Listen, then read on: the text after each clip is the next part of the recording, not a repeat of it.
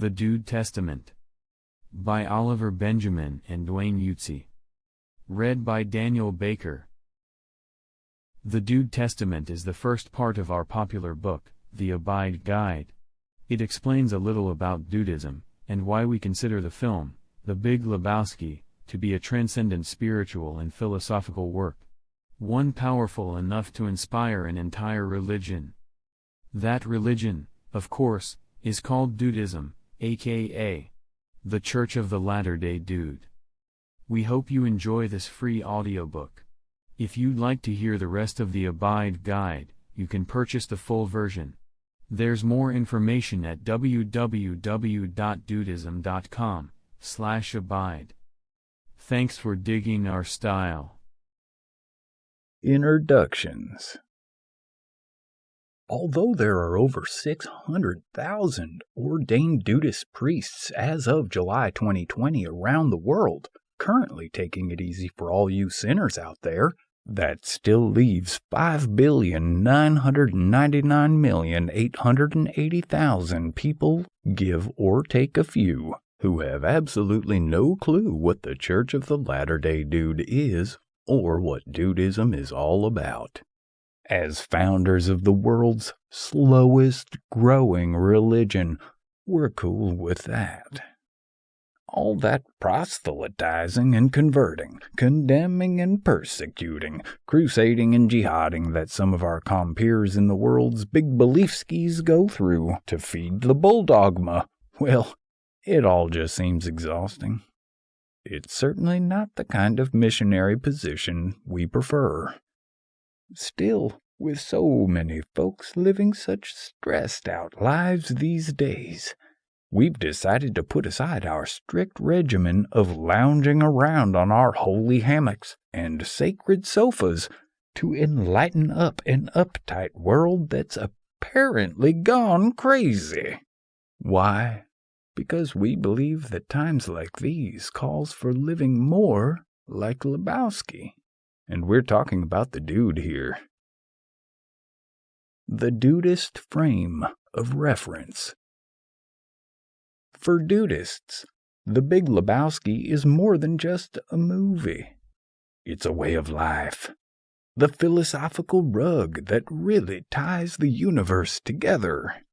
That's a hefty claim to make about a film, especially one that flopped when the Coen brothers released it back in 1998.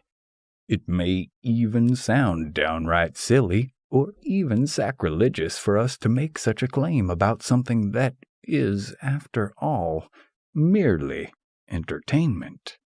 However, we're not trying to scam anyone here.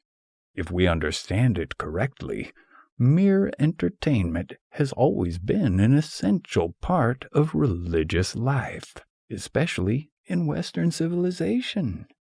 Ancient Greek comedies and tragedies, for example, were integral to Athens' sacred civic ceremonies.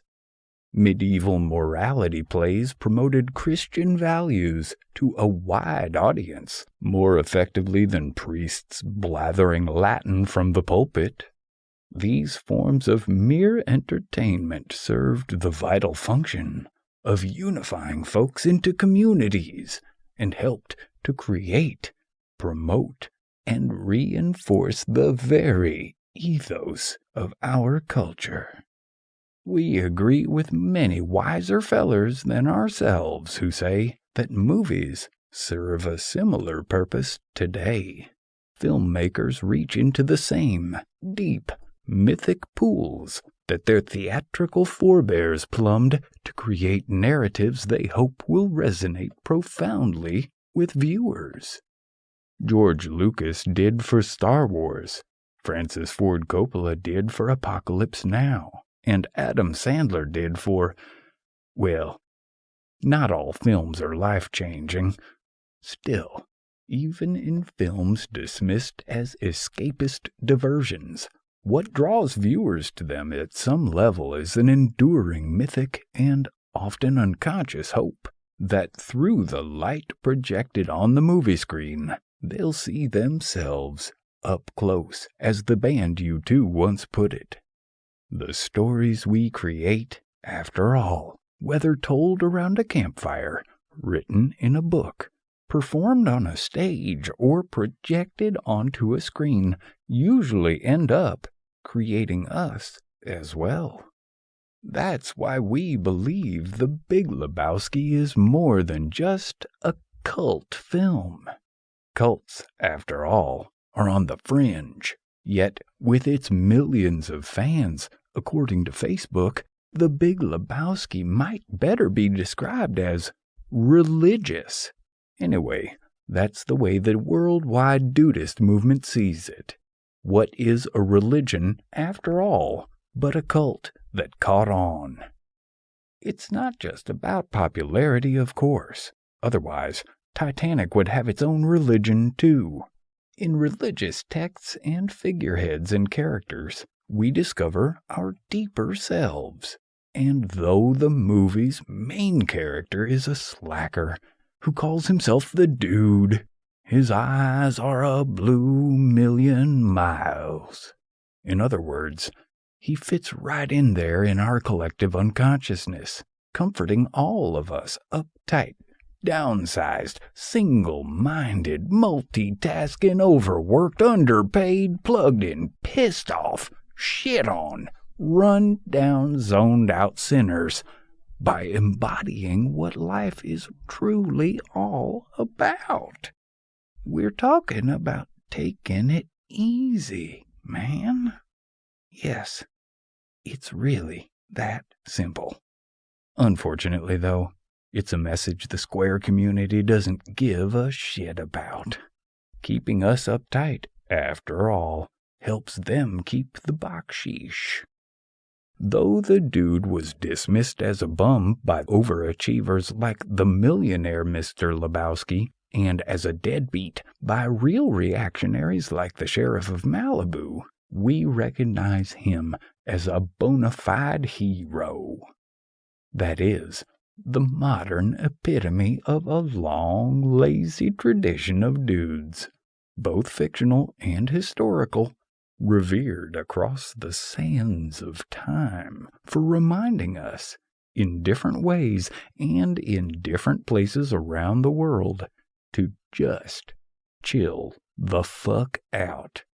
The problem is, most of these revered dudes who once personified and vivified the dude way in their time and place are today no longer openly associated with the dude word.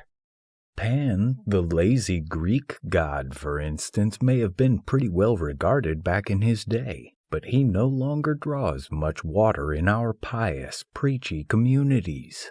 And languid philosophies like early Christianity and Buddhism have become oddly achievement-oriented since their uncompromised first drafts.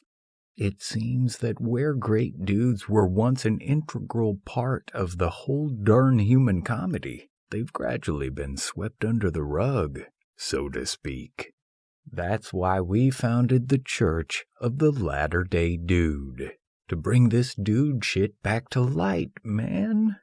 As we explain on our website, while Dudeism in its official form has been organized as a religion only recently, it has existed down through the ages in one form or another. Probably the earliest form of Dudeism was the original form of Chinese Taoism, before it went all weird with magic tricks and body fluids. The originator of Taoism, Lao Tzu, basically said, "Smoke 'em if you got 'em," and mellow out, man. Although he said this in ancient Chinese, so something may have been lost in the translation. Down through the ages, this rebel shrug has fortified many successful creeds: Buddhism, Christianity, Sufism, John Lennonism, and faux shizzle my nizzleism. The idea is this: life is short and complicated, and nobody knows what to do about it, so don't do anything about it. Just take it easy, man. Stop worrying so much whether you'll make it to the finals. kick back with some friends and some oat soda, and whether you roll strikes or gutters, do your best to be true to yourself and others. That is to say, abide. This here Abide Guide is meant to help you do just that. The Dude Testament. All I need to know, I learned from watching The Big Lebowski. The big picture. It's hard to see sometimes, whether we're looking at it from a little bungalow on Venice Beach or a huge mansion in Pasadena. Our thinking about life can become very uptight. There are so many strands to keep in our heads, man. It can be stupefying. What we need is something to help tie it all together. Luckily, there are ways, dude. I can get you a tow, theory of everything, by 3 o'clock. Or maybe you're just looking for a well-woven tapestry of ideas, a foundation that will make you feel at home in the world. If that's what you're after, then listen to this here Big Lebowski analysis we're about to unfold. It'll really help you make sense of the whole darn human comedy. Parts, anyway. We're talking about Dudeism here. There have already been lots of those so-called theories of everything, which purport to sum up what life's all about. For most of human history, toes have been conveyed through tall tales and scribbles on walls, and later through books and organized religion and law. But today, people are busy, as I know you are, so the most popular way to step back and take in the big picture is through the compressed frame of reference that cinema provides. Now, many learned men have disputed this, but we believe that The Big Lebowski is the film of our time and place, high in the running for best movie ever, and so it makes a pretty good substitute for all those severed toes scattered about out there. Okay then, what makes The Big Lebowski the most important, nay, most religious movie of our day and age? It's an important question.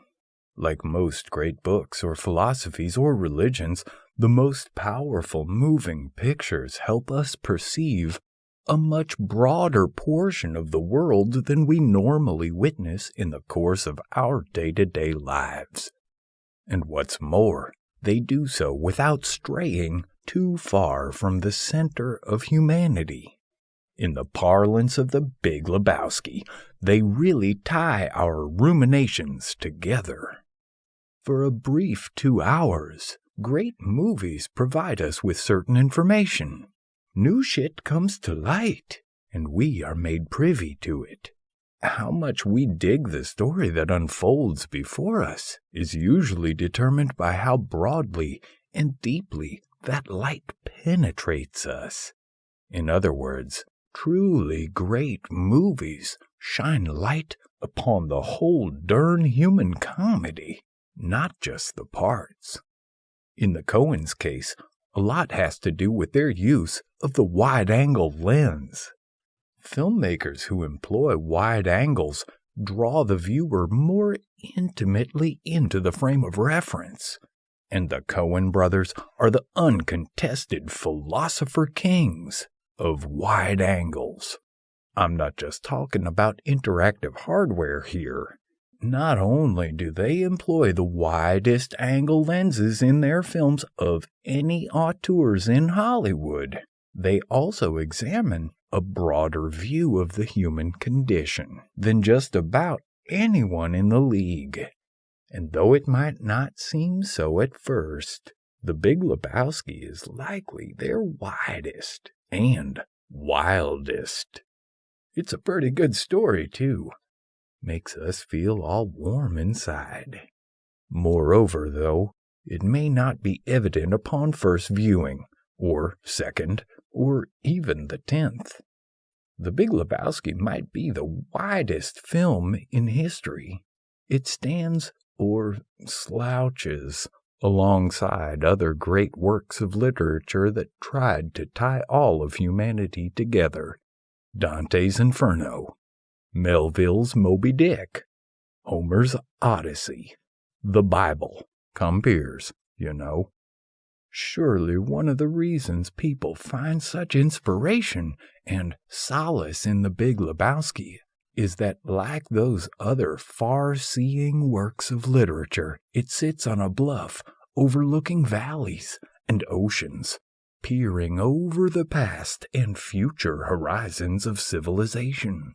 With humor and humanity, it teaches mankind how to fit right in there. Consequently, like other great pieces of literature that are still argued over and discussed and quoted long after they were composed, The Big Lebowski seems destined for the same sort of immortality. No other film has engendered so much scholarly speculation in such a short time, and no other film has engendered such ardent fans with such a propensity to employ its parlance in common conversation. And though some dismiss it as a ludicrous stoner comedy with a ridiculous plot, no other film provides such a welcome frame of reference for our time and place. We take comfort in that. What follows is our attempt to ferret out the essential lessons of the film and how to incorporate them into the big picture of your own life. We'll mosey along the trail of the film with you, pointing out important lookouts along the way from the back of our high horse. You may not agree with everything we have to say, but remember, this is all just like our opinion, man. Take from this what you dig, and forget about any toes we might accidentally step on or cut off. We're not trying to scam anyone here. No harm intended. More than anything else, we're sympathizing here, dude. The Lebowski Liturgy. Lessons for living like Lebowski. 1. You can die with a smile on your face without feeling like the good Lord gypped you. As if paying homage to the earliest human art form, the story starts off with a simple campfire chat, just as cavemen did around the burning branches eons ago. An elderly cowboy narrator starts us off by unfolding a tall tale about a tumbling tumbleweed, namely an unemployed former hippie in the early 1990s, around the time of our conflict with Saddam and the Iraqis. The narrator seems wildly out of place to comment on something happening in such a contemporary setting, but keep in mind that The Big Lebowski is shot in such a wide angle that it could be said to transcend the laws of space and time. What is it that is so special about the schlumpy main character that can inspire such awe and admiration in our narrator? Certainly, it's not his wardrobe, flip-flops, and a bathrobe, nor his wealth. He has to pay for a carton of half and half with a post-dated check. Nor his nickname, Dude. That's a name no one would self-apply where I come from. Nevertheless, the stranger assures us that the Dude is the man for his time and place. In fact, the cowboy is so dumbstruck by the Dude that he loses his train of thought halfway through the introduction. We're pretty baffled ourselves. And just what is that time and place exactly? That's the end of the 20th century in Los Angeles, the city of angels. It's the limit of the great 3,000-year westward expansion and the end of a particular era marked by unprecedented violence and ideological extremism. Most of those ideologies turned out to be just plain wrong, even though millions of people died face down in the muck fighting in their defense. Now, with nowhere left to go, his horse hitched to a post alongside the bosom of the Pacific Ocean, the cowboy is obliged to make sense of it all. What's it all about? It's a question that people have asked for ages, sure, but perhaps is more salient today than ever. So much is happening so fast that it all has become a swiftly moving target. Luckily, the stranger's encounter with the dude and his story provides an answer he finds acceptable, one that can put a smile on his face before darkness finally washes over. Hopefully, it will do so for us as well. 2. Allow there are some nice folks out there. First of all, the narrator is a friendly guy. That's evident right off the bat. They call Los Angeles the City of Angels. I didn't find it to be that exactly, but I will allow there are some nice folks there. The fact that he's essentially kindly is one of the reasons he's the only feller in the film who truly sees the dude for what he is, an unlikely savior, despite his outward appearance and strange moniker. If you're not going to approach the whole darn human comedy with an open, affable attitude, then you're not going to get the point. Friendliness is the only asset you can share that doesn't cost you anything, and in fact makes you richer the more you give it away. It's the ultimate anti-gyp, a pyramid scheme inverted. In a day and age marked by greed, mistrust, and corruption, where neighbors don't even know each other, and people are divided along party lines, religious lines, lifestyle lines, and all variety of other arbitrary squiggles in the sand, it's easy to forget just how much we have in common. It seems as if we have been divided and conquered by the interests of others, not our own. Yet our differences are far more minor than we are led to believe. And although the stranger is so friendly and accommodating that it borders on the humorously anachronistic, it is the dude who truly raises humanistic fellow feeling to the level that Socrates, the Buddha, and Jesus intended. Shush! 3,000 years of civilization really lost its train of thought there. 3. It's down there somewhere. Let me take another look.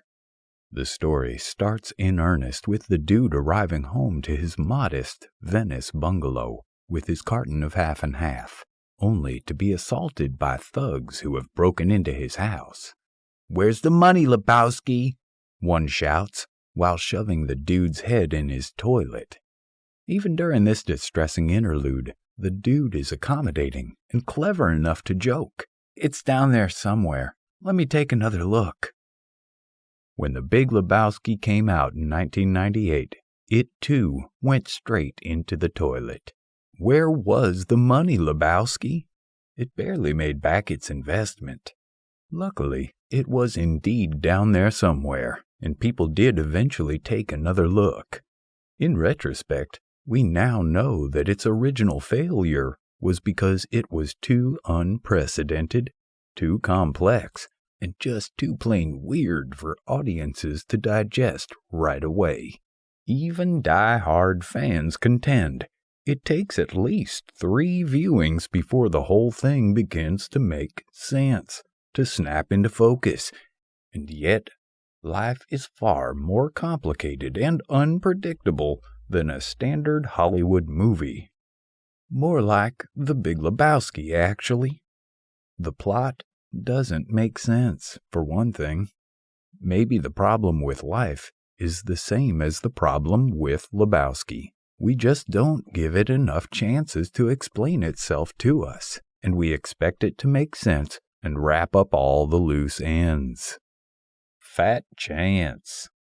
Life is an endless string of funny stuff, language problems, and ringers being thrown out for ringers. Even the dude admits later in the film that his thinking has been very uptight, and that certain assumptions had prevented him from solving the movie's central mystery. We who have taken The Big Lebowski as a commentary on what life is all about make it a point to be on guard against our own uptight thinking. We have to try to treat the world in the same way as we treat the movie, as a complicated case, but one that we can enjoy nonetheless if we keep our minds flexible enough. In the end, it may not be a problem to solve, but a story to enjoy. 4.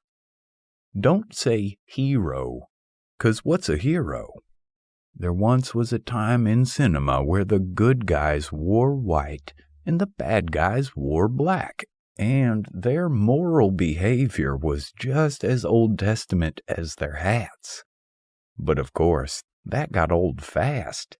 These days, our gray matter is far more interested in the gray areas. In response to this didactic haberdashery, movies soon enjoyed the rise of the anti-hero. That is, someone who may not be 100% morally upstanding, but whom we nevertheless sympathize with, because we ourselves are morally closer to silver than the Lone Ranger. In the mid-20th century, perhaps as a response to 3 major wars and the horror they produced, along with the dark side of a growing urbanism, the dystopian film noir genre took hold. Film noir was characterized by a strong male lead who was somewhat of an antisocial creep, yet who proved to be morally head and shoulders above those around him. Nowadays, these so-called anti-heroes are everywhere in Hollywood. They've bogarted the joint, in the parlance of our times. Yet, these characters are anti-heroes in affect only. Though noir heroes' clothing may tend to be black in color, they're still purveying a strict interpretation of white hat cowboy morality. Namely, it is the hero's job to go out into the world and do his best to do the right thing, no matter what the cost. Conversely, the dude, whose clothing tellingly tends toward earth tones, may be the only real anti-hero in the history of film. Why? Because he is so utterly, unapologetically, unheroic. Whereas most heroes are marked by complacency at the beginning, they are ultimately called into action by a stark necessity. The dude is the exact opposite. Though we learn that he was an activist for civil liberties in his youth, he has done virtually nothing in the intervening decades. My career's slowed down a little lately, he notes, without a trace of wistfulness. Whenever the call to action came in his life, the dude let his answering machine take a message. The Big Lebowski chronicles perhaps the only thing he has actually done since his student days. Only it's not even his choice. Others basically shanghai him into action. Perhaps we're meant to laugh at him at first, but given what we are forced to consider later in the film regarding the so-called heroism of military and business titans, it appears that the dude's laid-back, utterly pacifist approach to life may, in fact, be a perfectly heroic crusade. Part of the problem is that activism is such hard work. But Dudeism, on the other hand, is a crusade that the average person can easily incorporate into his or her life. And while some might find this a selfish lifestyle, What social scientists now know about the nature of happiness suggests the opposite. Merely acting as an example of self-contentment and non-aggression has a powerfully calming influence on everyone we come in contact with. In other words, dudeness is a highly contagious form of communicable ease. Notice how much affection the dude generates from all those around him? He even brings a measure of comfort to human paraquat and known pornographers. 5. There's a little you should ask. Let's not beat around the bush. The film starts with Bush the Elder declaring war on Iraq. Now, in spite of all the philosophical and ideological pronouncements, if there's one thing Desert Storm was really all about, it was the fucking money. Yet there's nothing strange about this. Money is one of the principal pillars of civilization. Are you surprised at our tears? Gotta feed the monolith. In The Big Lebowski, characters may espouse the value of work, heroism, freedom, story, production value, feelings, and so on, but what they're all really after is more money and power. Where's the money, Lebowski? Is the refrain underlying the entire wild 118-minute ride, even as it's camouflaged by all varieties of competing philosophies, lifestyles, and ethical proclamations. Well, all except for those of the dude, of course. All he expressly wants is to get his rug back. The thugs pissed on it before they left. However, even this modest fragment of material want ends up affording him all sorts of woe. The dude thus provides an example of exalted ordinariness and humility, which we might all aspire to if we ever want to enjoy this here story we're about to unfold, looked at through the long and wide lens of history. Everyone is astonishingly ordinary. The words of proto-dude Oscar Wilde seem especially apt in a bowling alley decorated extensively with googie motifs. We are all of us in the gutter, but some of us are looking at the stars. As if to set the stage for this dudist ideal, the opening credit sequence may be one of the most beautiful ballets of ordinariness ever filmed. A standing army of extras bowl in slow motion, showcasing a wide variety of everyday folks having a grand old time.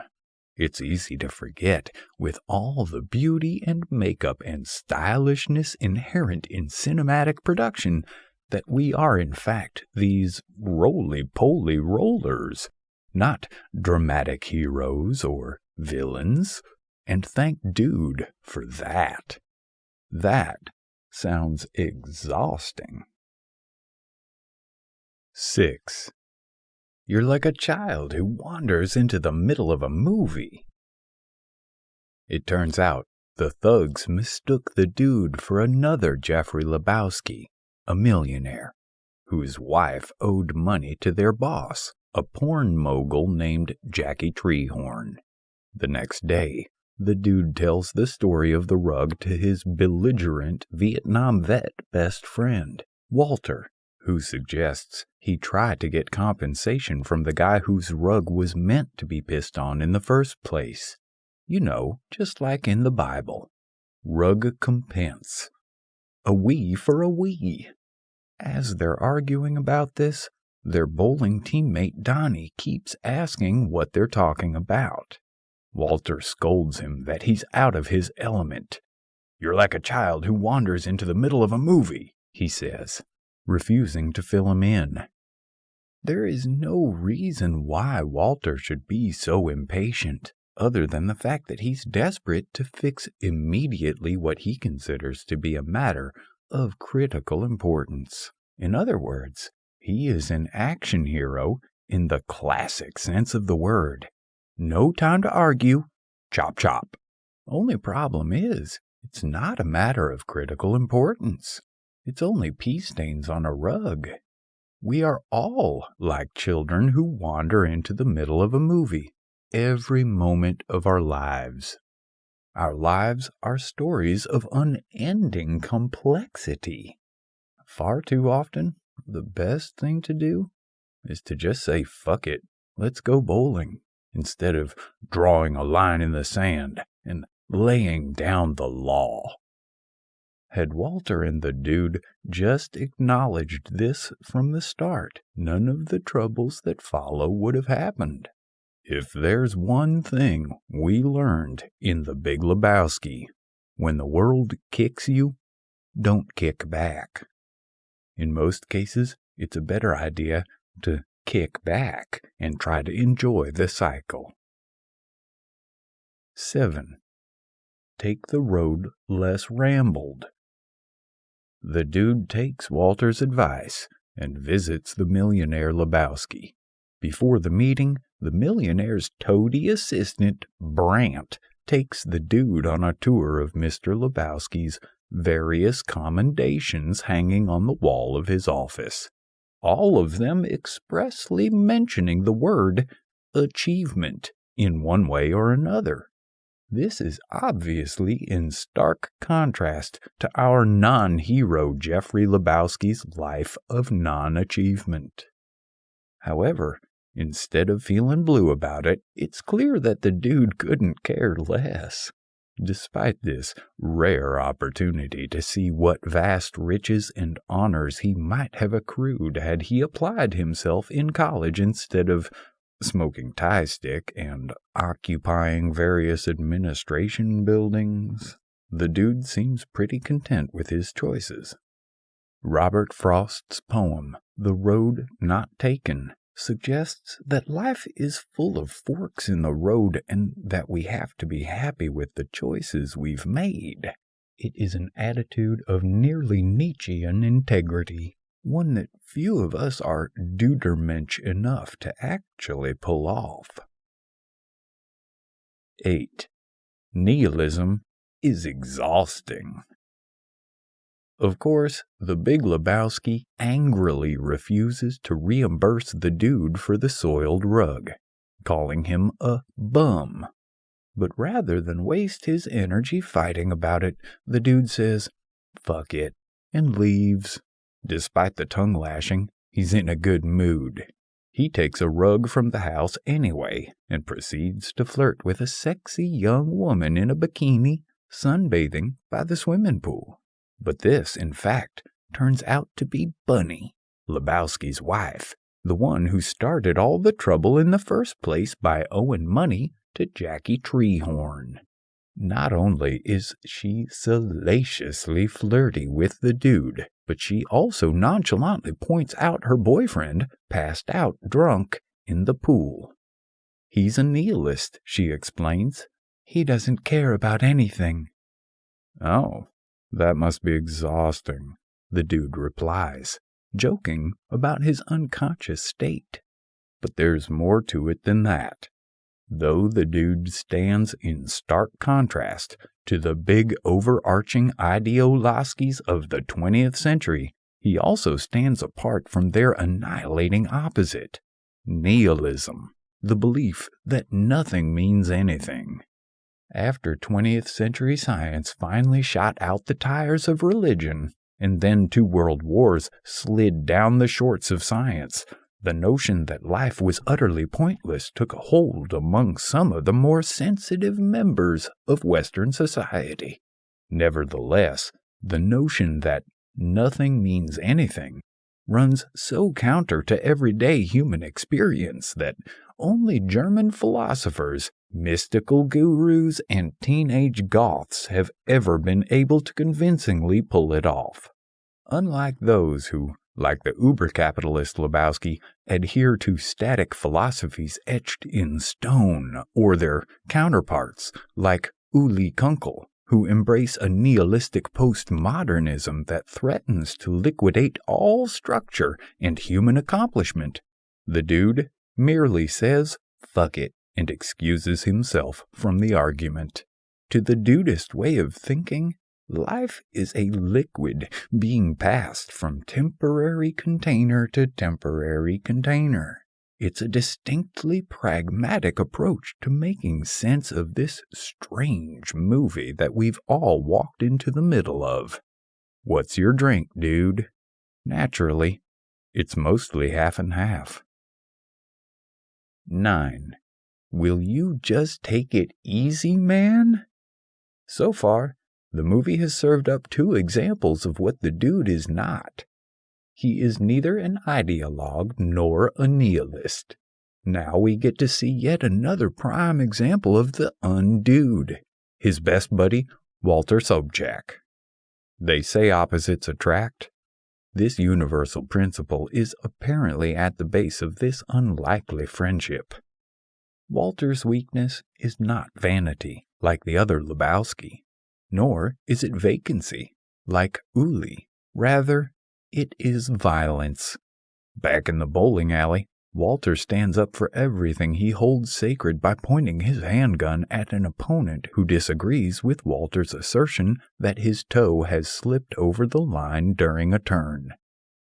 It is such an outrageous response to such a minor infraction that we howl with laughter. Yet, overreactions like this occur every day, and they invoke howls of a different sort. And often, we're the ones waving around the figurative firearms. Uncontrolled anger makes SOBs out of all of us. As they leave the alley just ahead of the police, the dude begs Walter to just take it easy, man. It is a refrain that will repeat at various times throughout the film. One of the most defining phrases of the dude. Though a hackney old hippie bon mot, it's more applicable today than ever. A few decades of can-do ambition and eagerness has obscured the fact that the entire goal of our society should have been to help us take it easy. Explicitly reflecting Reagan-era individualism, idealism, and ambition, Walter seems to reject this as impractical. "Doesn't anyone give a shit about the rules?" he screams. Yet, to rework a key line from the New Testament, the rules were made for man, not man for the fucking rules. And to paraphrase Voltaire, the ideal is the enemy of the dude. An overemphasis on justice and retribution has resulted in what some pundits call the age of entitlement. Yet this is one of the reasons why so many of us feel angry all the time. Yet followers of the dude should see those lines drawn in the sand not as provocations, but rather as helpful suggestions.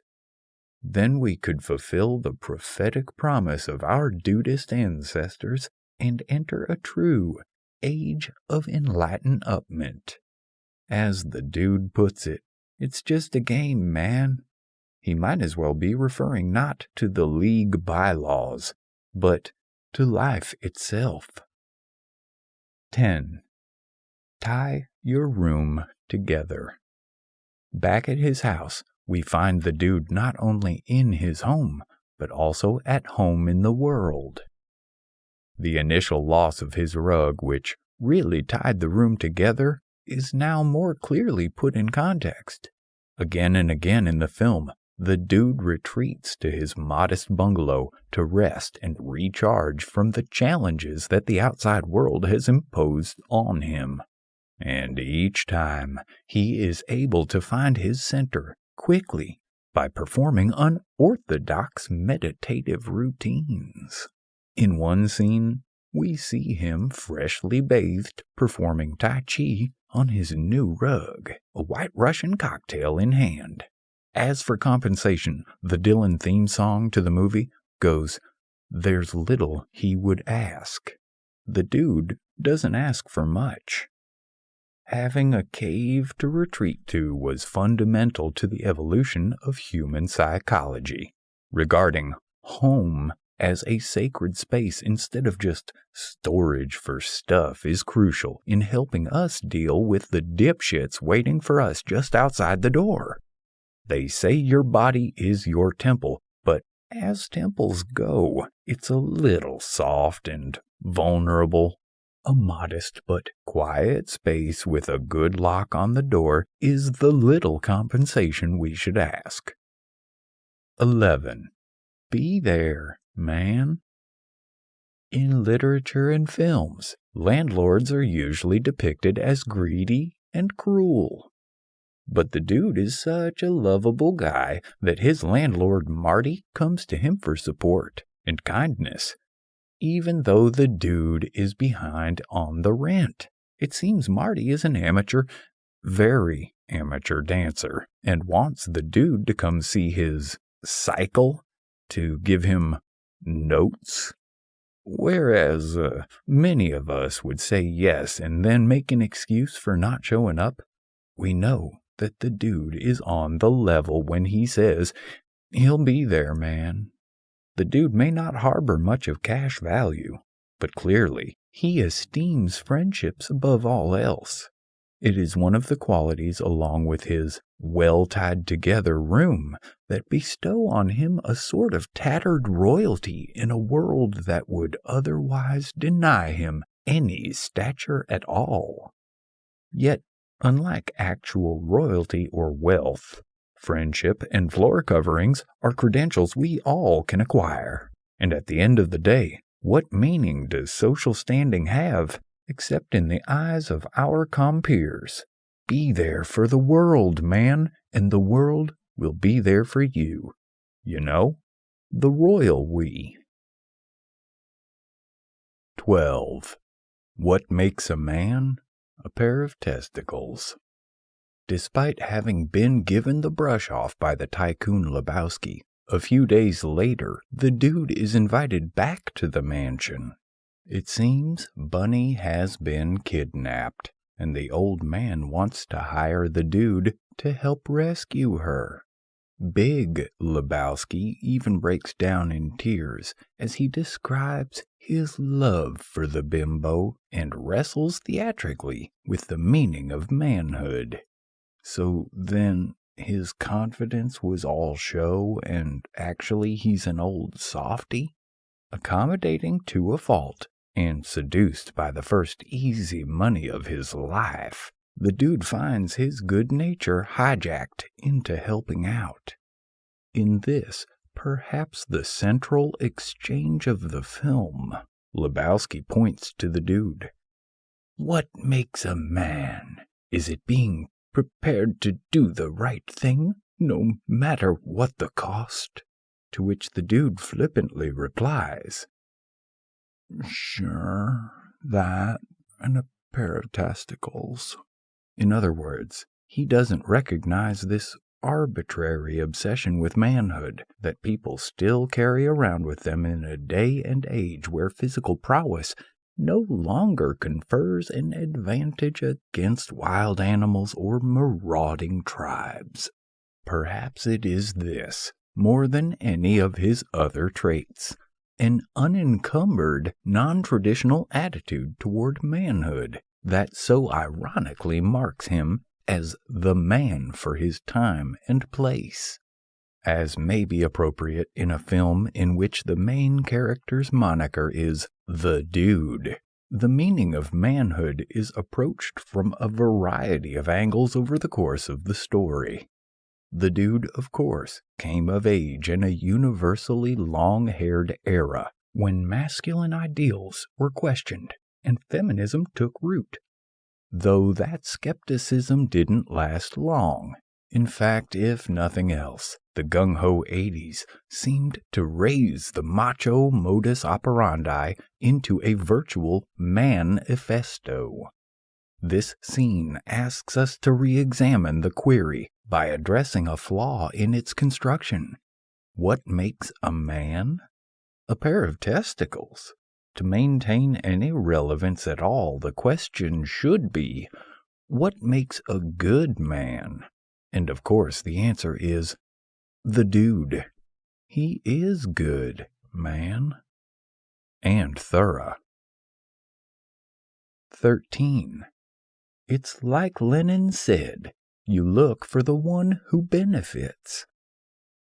Not to split hairs here, but it wasn't Lenin who said that. It was Cicero, Latin cui bono. And though the dude misquotes him and uses the line to arrive at the wrong deduction about what happened to Bunny, that she kidnapped herself to scam money out of her foolish husband, it actually proves to be the solution to the entire case. The dude's fatal flaw is that he, like most of us, tends to place too much trust in the wealthy and powerful. Like your average Pomeranian, we are pack animals who reflexively trust those bigger than ourselves.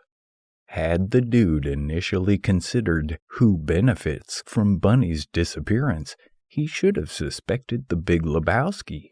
Spouses are normally the first suspects in criminal investigations. Only he presumed the old man was on the level and that his tears were genuine. Why?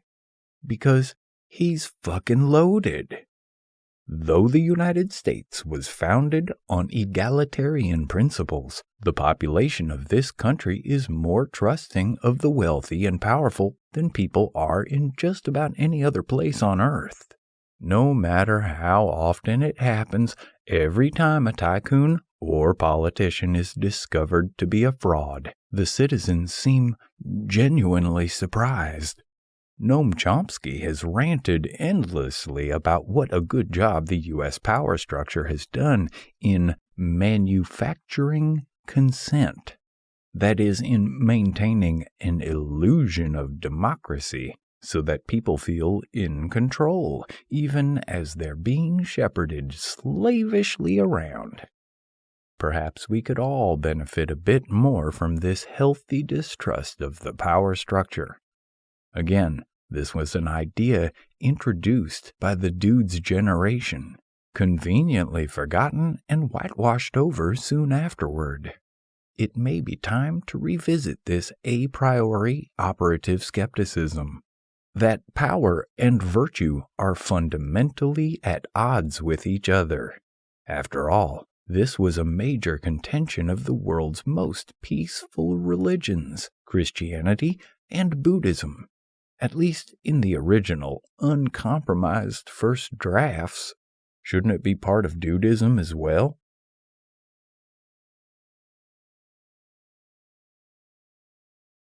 "14. The beauty of this plan is its simplicity." The story moves forward here when Walter unexpectedly joins the dude in making the $1 million handoff to the kidnappers. As a direct result of Walter's naked greed and militaristic mode of operation, it all goes horribly wrong. This, despite his assertion that the beauty of this plan is its simplicity. When a plan gets too complex, everything can go wrong. If there's one thing I learned in Nam, this is a line that would be funny if it weren't so eerily prescient. 4 decades after the Vietnam War, the United States knew better than to embroil itself on unnecessary overseas combat. That, in fact, was the one thing we supposedly learned in Nam, that modern warfare is the very definition of complexity, and everything that can go wrong probably will. When it involves human beings and their conflicting desires, there is no such thing as a simple plan. Of course, that doesn't stop us from looking for ways to make life simpler. Each of the characters in The Big Lebowski boasts his own methods of fashioning the cosmic in-and-out burger so that it's easier to swallow. 1. We can buy into a fascist ideology, jamming all the loose laces into little cubbyholes in a giant shoe cabinet that reaches up to the sky. Elder Lebowski, Saddam Hussein, Bush Sr. 2. We can give up and just cast everything aside as meaningless. The Nihilists. 3. We can just follow someone else's dictates and piss on the problem. Treehorn's Thugs. 4. We can see every problem as a heroic imperative to attack and rectify at all costs. Walter. 5. We can just avoid the big questions and spend our lives passing the time having fun. Donnie. Bunny. Or 6. If we're truly ready to embrace life in its psychedelic, ludicrous, and laughable totality, we can follow the Dude way. 15. No funny stuff. Because Walter tries to pull a fast one on the kidnappers, the handoff is completely botched. You see what happens? Do you see what happens? Trying to scam someone is all too often not worth it. Honesty, humility, and honor may be as unfashionable as the Dude's shoes these days, but they're still the foundation of all successful human relations. As a result of this funny stuff, it seems that the kidnappers are going to kill Bunny. Morally self-serving Walter, conversely, is unfazed, suggesting that they go bowling and forget about the whole thing. He is conveniently confident that Bunny is in on the scam, and so is in no danger. Not that he would care if she were, though, having already labeled her a fucking bitch and a whore, and somehow blaming her for the death of his fellow soldiers decades before she was born. Despite any of these thorny ethical issues, Walter is utterly consoled by the fact that they still have the $1 million. Like many in the neoconservative movement, his character will ultimately presage. He may speak the currency of values, but when it comes down to it, what he truly values is currency, he says. 16. Who gets to keep the baksheesh? But of course, in the long view, no one does. Where's the fucking money, Lebowski? Points not to the central mystery of the story, but also to the whole darn human comedy and our investments in the story, feelings, and production value thereof. 17. What would the Dude do? When the complexities of life bear down upon the Dude, let's be honest, he freaks out a little, reflexively losing his cultivated cool. Like us, he is no saint, is far from superhuman, and so is not likely to be deified the way other prophets of peace sometimes are. But unlike most of us, his undudeness doesn't last long. That's because he employs a simple, time-worn but tested approach to dealing with difficulty. We have to check this with his accountant, of course, but it seems that he has no investments, because he has long been accustomed not to expect too much from the world of pain. The Dude is easily and rapidly able to overcome its slings and arrows, and later, scissors and coffee mugs. Shortly after giving an anxious report to the police, the Dude is invited to the house of Lebowski's daughter Maud for a tete-a-tete regarding the kidnapping. And he's pretty cool and collected by then, mixing cocktails, being fatuous, maybe even flirting with her a little. And then, on the ride home, the whole disaster is already, forget about it. Commiserating with Maud's Italian limo driver, the Dude says, I was feeling really shitty earlier in the day. I'd lost a little money. I was down in the dumps. Fuck it. 18. Can't be worrying about that shit. Life goes on, man. As we just said, the dude is neither saintly nor superhuman, but he is a sort of superhero with a mighty and highly useful superpower: to take it easy where others might take umbrage. It's a power available to all of us if we can just follow in the dude's jelly steps. No radioactive sloth or koala need bite us to turn us into Duderman. Just an appreciation for the beauty of simplicity. What's more, the only reason he is thrown into a panic again and again from here on in is because he strayed from the original simple plan, the one that had served him so well for the last 40-something years. 19. That's just the stress talking. Moments after telling Maud's limo driver that he can't be worried about that shit, life goes on. Life does, in fact, go on, and provides new shit to worry about. Dropped off at his house by Maud's driver, he's pushed into another Lebowski limo, that of her father. As expected, the dude is accused of stealing the $1 million instead of handing it off to the kidnappers, despite his feeble protestations that he dropped off the money. The dude is fibbing here, and perhaps this should concern us, but at this point, he is of the opinion that no one has been hurt.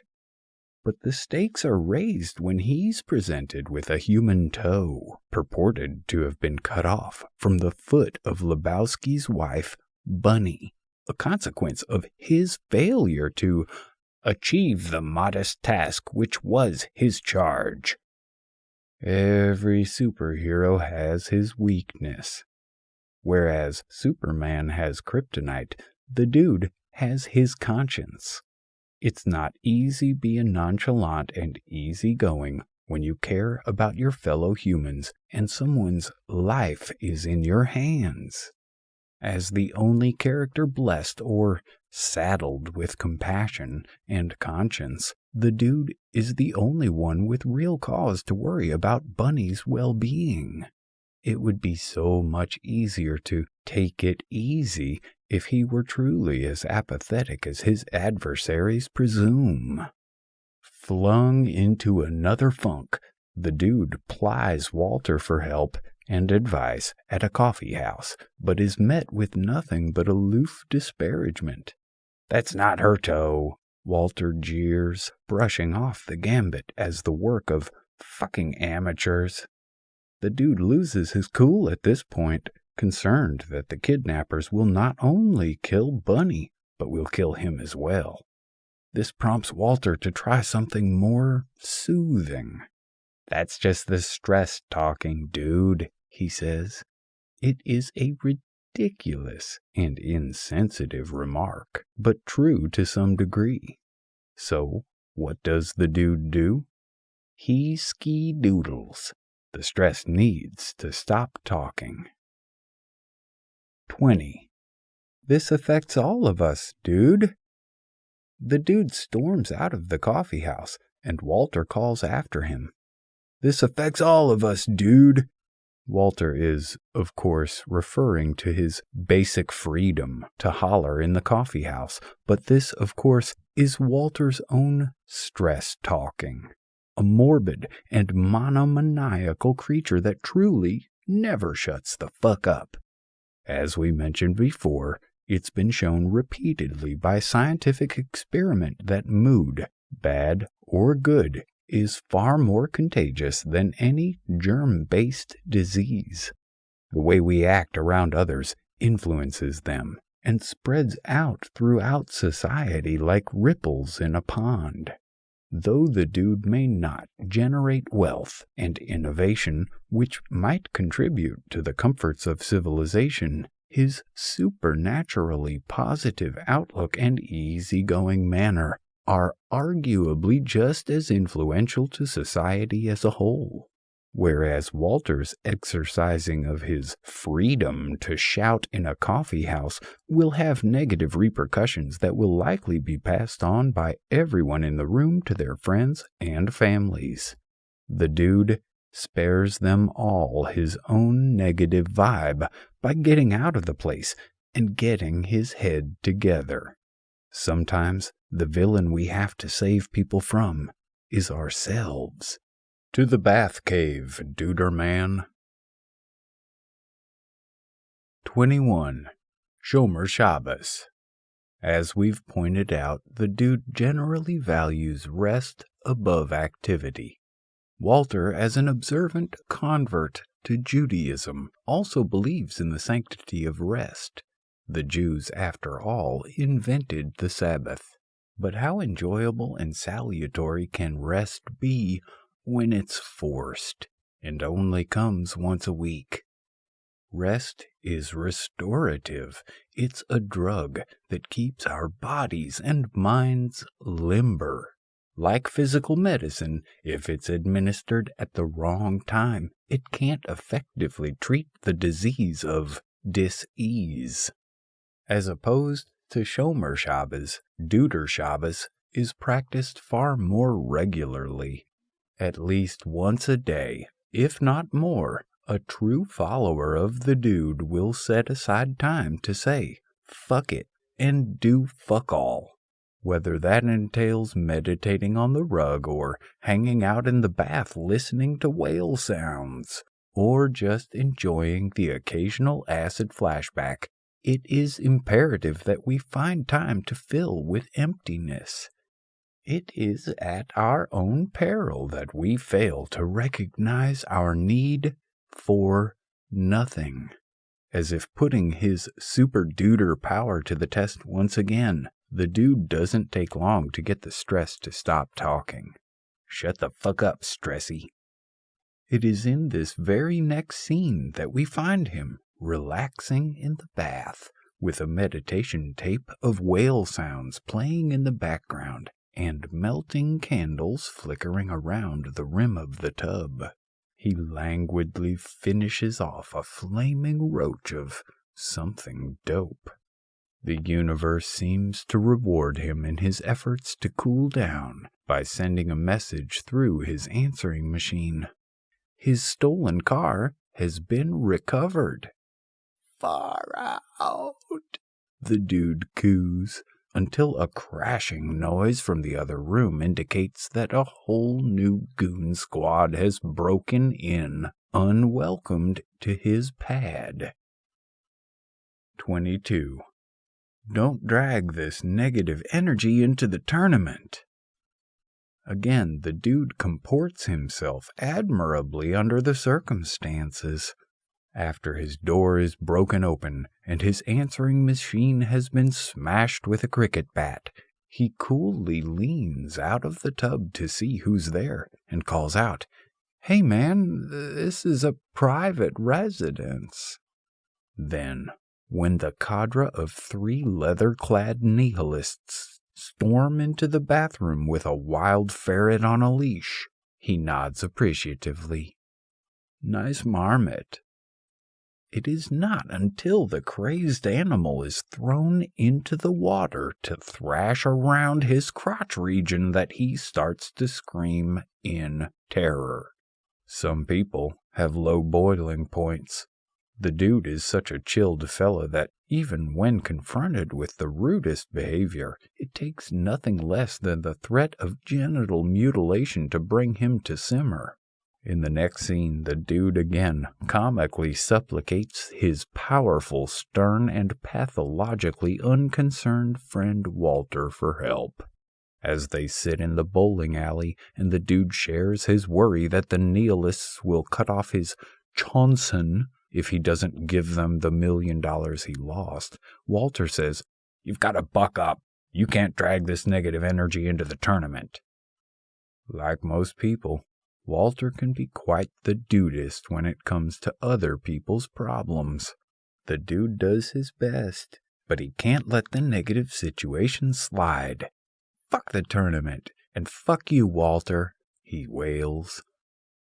It is the first time we see the dude truly vulnerable.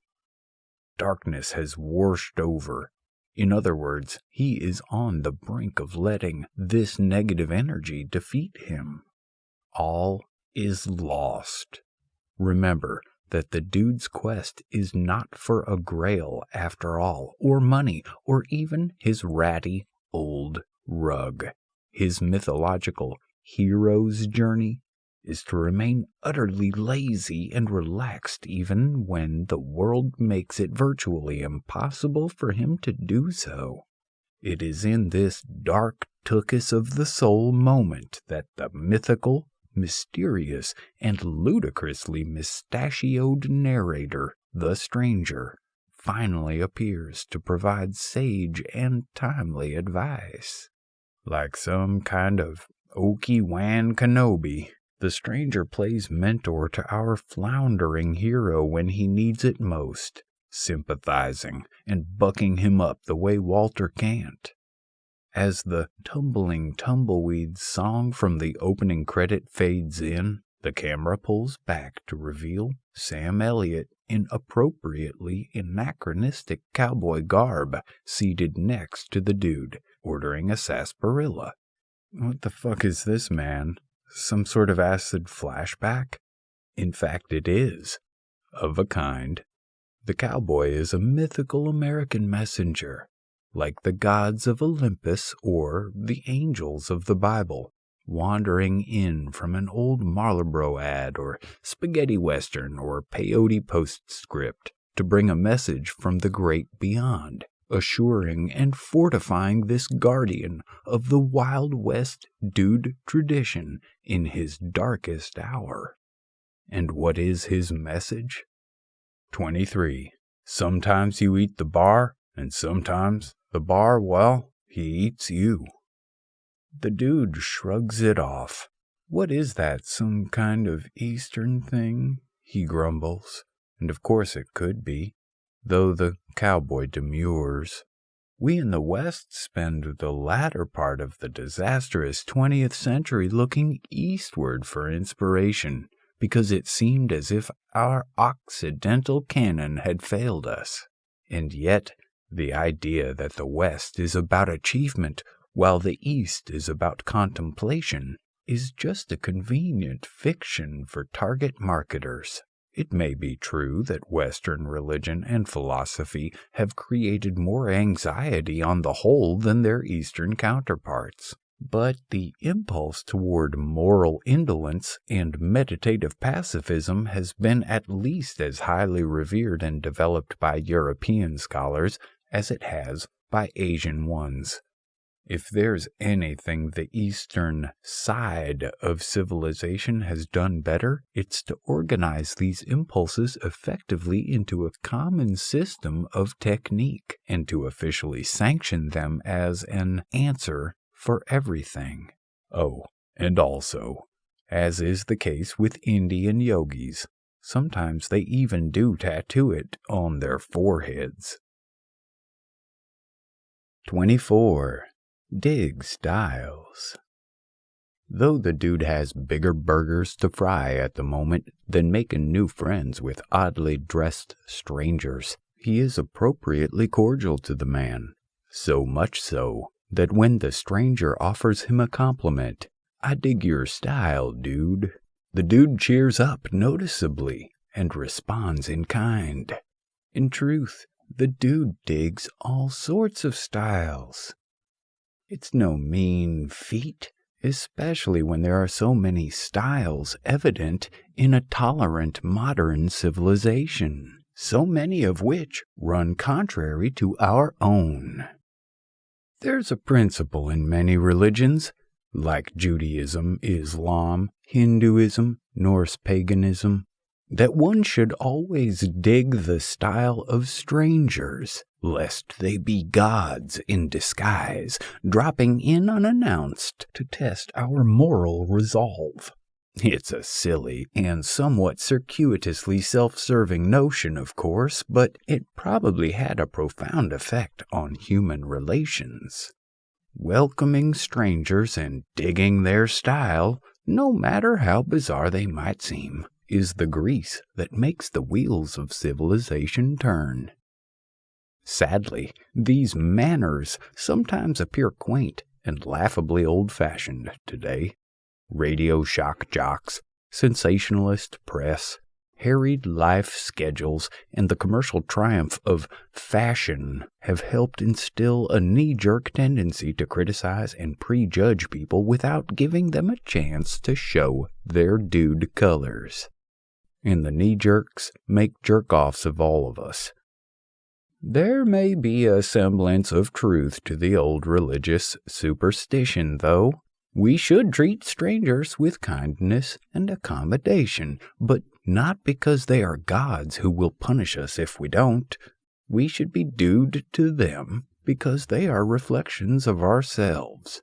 Just like the dude's face in the "Are you a Lebowski achiever?" mirror is a oblique reflection of the millionaire.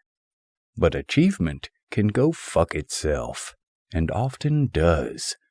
It is only our kindness that will be reflected back outward and onward, down through the generations, across the sands of time. The man for our time and place is the one who can give anyone the time of day, no matter how rough a time they may be personally having themselves. Everyone we encounter deserves to be treated as sacred, because with a few negligible exceptions, the entire world is composed of strangers. It's got a whole sacred cowboy thing going on. 25. This is a complicated case.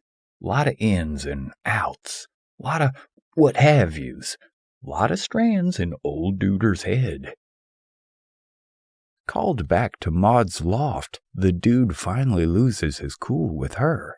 Like everyone else in the film other than the dude, she stubbornly believes that she's got everything figured out already.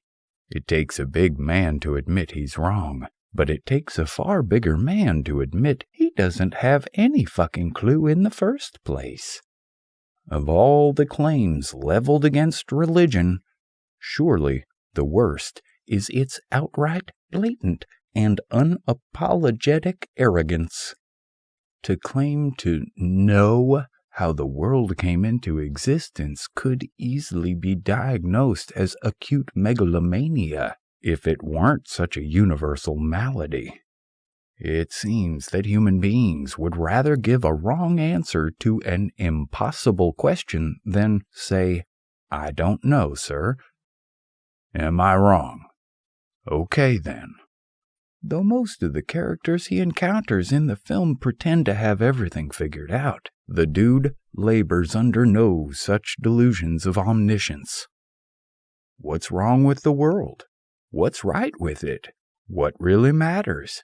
The dude makes no such elaborate, outrageous territorial claims to some sort of philosophical high ground.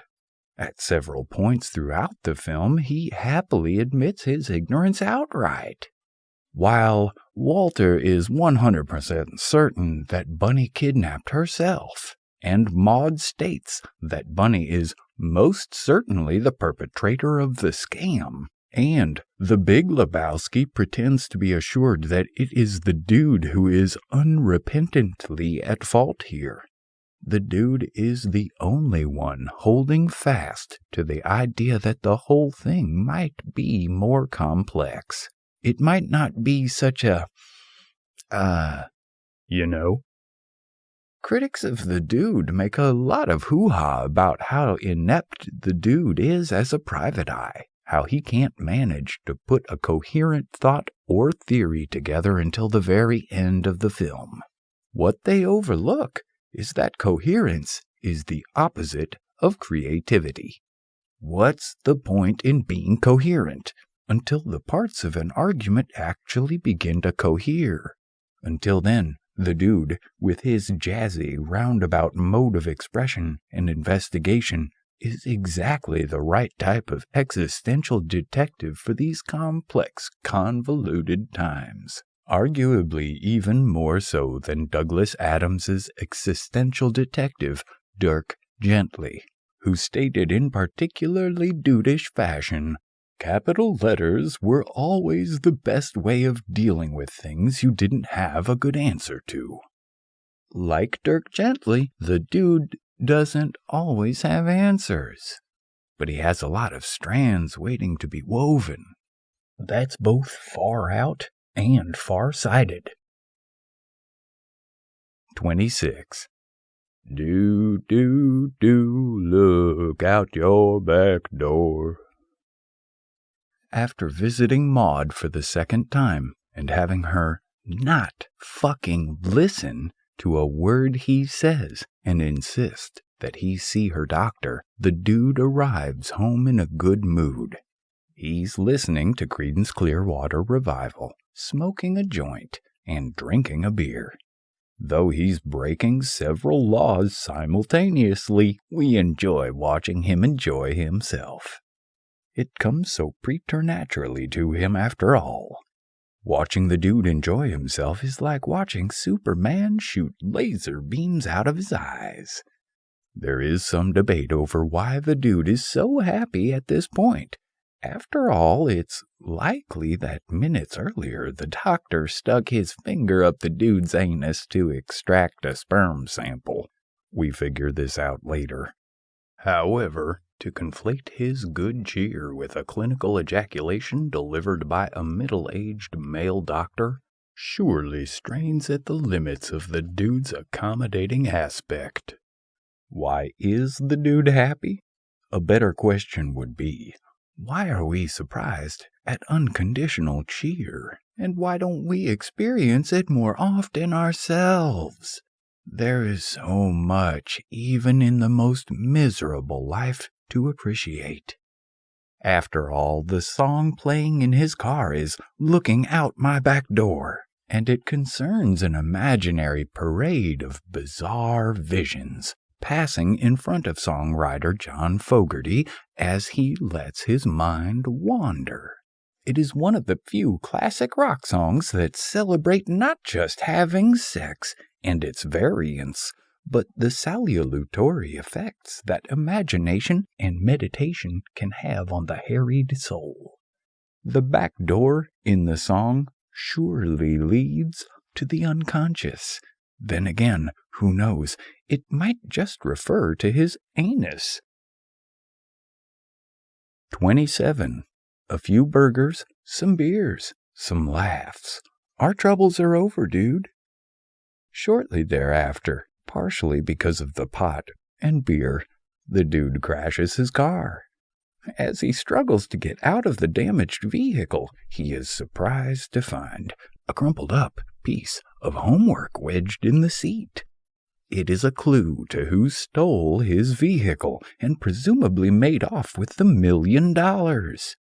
In a traditional film, this would be a turning point, but in The Big Lebowski, it's just another hilarious wrong turn. With greater investigative resources at his disposal, Walter dons a business suit and takes up the case, that is, figuring out whose homework it is and where he lives. Pleased that they are on the verge of getting the money back, Walter says their troubles are over, in anticipation of the merriment they will soon enjoy after they're finished suffering through Marty's dance quintet. His cycle, or as Walter puts it, his what have you. It doesn't come to pass, of course. The Coens don't allow the dude more than a brief moment of satisfaction or hope before pulling the rug out from under him again and again.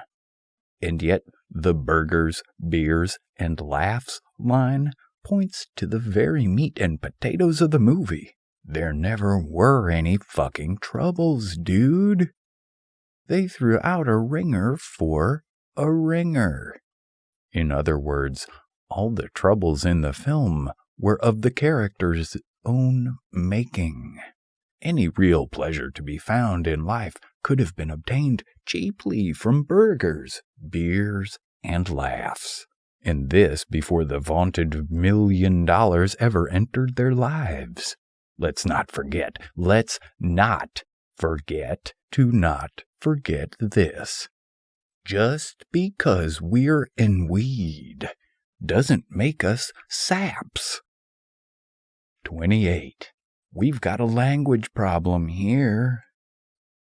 After driving Dude's rapidly deconstructing car to his house in the valley, Walter and Dude enter the alleged thief's house and confront the 15-year-old kid by thrusting his homework at him in a plastic baggie for dramatic effect, demanding an answer. And then the incredible happens. In a film where all the characters blather without end, the kid who contains the answer to the whole thing, parts anyway, won't say a peep while they're doing business here. For a man accustomed to using language as well as handguns in order to dominate other people, stonewalling is an inexcusable infraction of the rules of engagement. Remember that for Walter, nihilism is worse than Nazism because even an evil argument is preferable to none at all. Little Larry's refusal to play by Walter's rules naturally drives Walter insane. "We've got a language problem here," he shouts, before heading outside to exact punishment by smashing the brand new Corvette that he thinks Larry procured with a portion of the $1 million. Echoed here is the cruelly delivered threat to Cool Hand Luke by his prison warden. What we have here is a failure to communicate. In other words, the problem is that you refuse to let me dominate you. And in fact, little Larry is foreshadowing a later scene in which the dude does exactly the same thing. Little Larry may in fact be a little Lebowski on the way. In many ways, the entire movie can be seen as an exegesis on the language problem Walter objects to. Though Walter resents the fact that Larry won't reply to him, he himself doesn't ever allow anyone to disagree with him. What's the use of engaging with someone who has already drawn his lines in the sand? Though he may supposedly be a fucking dunce, little Larry has sized up his predicament and reflexively determined that he must employ dude-jitsu in dealing with his adversaries. It is a mute echo of the dude's principled fuck it in front of Lebowski.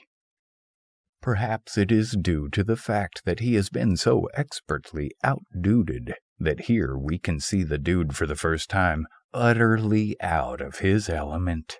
Certainly, this is his most undude point of the film.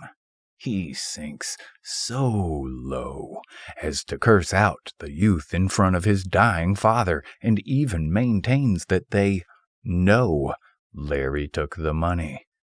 Dude, you're being very undude. Thankfully, this brief dude-parture doesn't last for long. As modern politics and Gallup polls prove, very few people budge from their tightly guarded positions, nor even listen to the arguments of others. As Stephen Covey puts it in The 7 Habits of Highly Effective People, few people actually listen to each other. To employ empathic listening is to understand that communication is far more complex than just a series of signs, signals, and symbols. If someone isn't prepared to listen, why waste your energy? As a Dudeist version of that cheesy pop song might go, you say it best when you say nothing, Stonewall. Yet, to understand language as a fluid, creative process that must be played with and batted around is the first step toward being more dude. No cunning linguist, but a cuddly one. The dude plays with words and phrases like they're part of some crazy game, echoing things he's overheard from other characters in the film. always reinventing ideas to suit new situations. Other characters utilize language and conversation aggressively. For example, Walter steers every discussion toward the Vietnam War. Maud uses language as a method of social stratification. And Jackie Treehorn employs conversation merely as a tool of distraction and manipulation. But the dude uses it to seek synthesis. By borrowing ideas and phrases from other characters, he weaves a sort of epic stoner poetry from the threads of other people's assertions. 29. Jerk off by hand. Few of us might remember that the early 1990s were filled with a brave new hope that technology might save us from one of the most problematic issues facing mankind: getting laid. After all, in the developed world, we can get housing and food and diversion, but experiencing orgasm when administered by someone else is still a challenge for most people. Thus, it wasn't long after the dawn of computer porn that people envisaged a time in the near future when our sexual needs would be easily satisfied by virtual sexuality. Soon we are all going to be fucking virtual partners without having to buy them dinner or respect them in the morning, and no one would care. Johnson, what do you need that for, dude? This brief flirtation with high technononism is captured neatly by the Coen brothers in the exchange the dude has with Jackie Treehorn after being invited to his unspoiled pad to discuss the matter of Bunny's disappearance. Porn King Treehorn laments the fact that video technology has made it easy for amateurs to enter a world of porn. Like any savvy capitalist, he hopes to maintain his status by developing ever newer and more robust technologies to better administer to the ancient and much-loved pastime of rubbing one's genitals, while pretending someone else is. But the dude sees through the charade. I still jerk off manually, he says, and why not? Why should he pay for something he can do himself? The technological world we live in has not replaced the biological one. To some degree, it has enhanced it, but to a degree, it's also damaged it. Our daily obsession with gizmos and internet spectacle has surely made a dent in the human condition, even as it's extended it. You know what I'm trying to say? Are you ready to be fucked, man? The dude is no technophobe. He sort of digs the beeper and huge telephone and enjoys driving around and partaking of modern pharmaceuticals. But he is also precociously wary of the dawn of the technological revolution. The point, as he seems to understand it, is to be extended by it, not dented. Look for the one who benefits. Cui boner. In many cases, it is not we who are aided by technology, but rather the companies who are desperately trying to seduce us with their objects like women. 30. The brain is the biggest erogenous zone.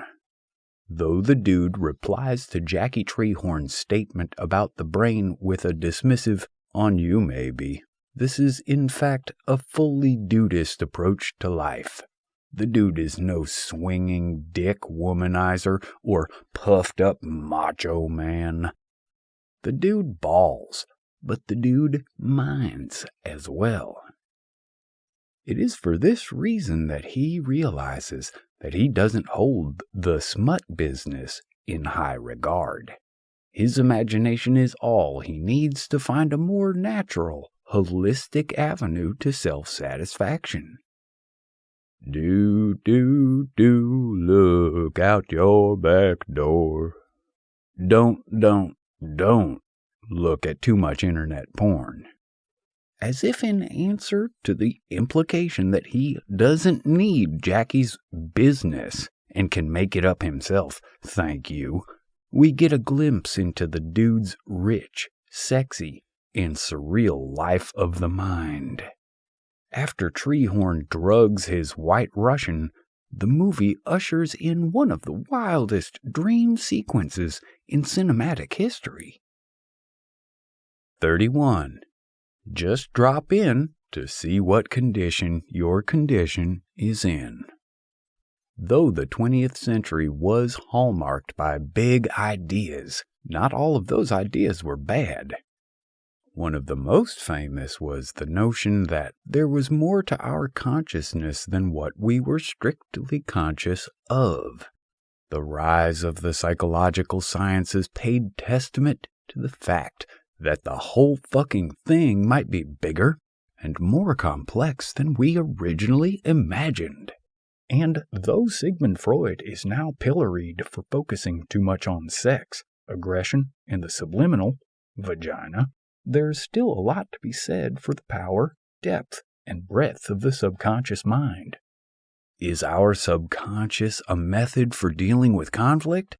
Is it a vestigial leftover from a biological inheritance? Is it a way of working out problems on another level? It don't matter to the dudist. As long as it's fucking interesting and keeps our mind limber, we'll take whatever it serves up. Just like his approach in dealing with the conscious world, the dude's approach to dreams and imagination might be to respect its more interesting elements without getting too hung up on what it all might mean.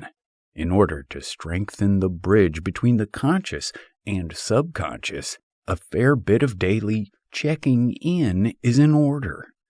Duditation, baths, quietude, and tying the room together are all ways to ensure that we're well aware of our condition so that we can defend against the conditioning of others.